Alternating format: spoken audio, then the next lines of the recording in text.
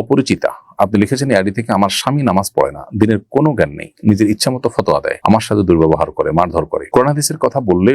আরো বেশি অত্যাচার করে, আত্মীয় স্বজনের অনেক চেষ্টা করেও কোনো ফল হয়নি, আমাদের 2 সন্তান আছে, এই পরিস্থিতি ইসলামের দৃষ্টিতে আমাদের করণীয়।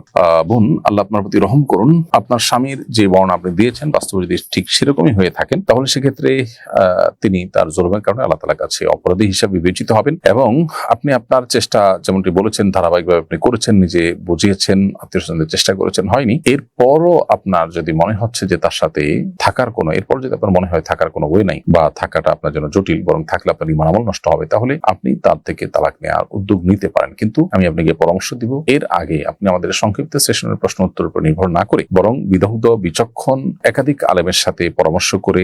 খুবই বুদ্ধিদীপ্ত মানুষজন যারা আছেন তাদের সাথে আপনার সার্বিক অবস্থা খুলে বলে পরামর্শ করে তারপর আপনি করণীয় ঠিক করলে সেটা ভালো হবে। যদি আপনার এমন মনে হয় যে তার সাথে চলতে গেলে আপনি নিজে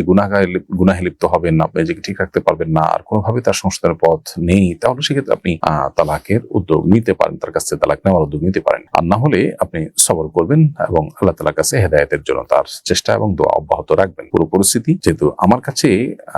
বিস্তারিতভাবে ক্লিয়ার নয়, সেজন্য আমি আসলে আপনার বিষয়ে সরাসরি কোনো সমাধান দিলাম না, মৌলিক নীতিমালা শুধু আপনাকে বললাম।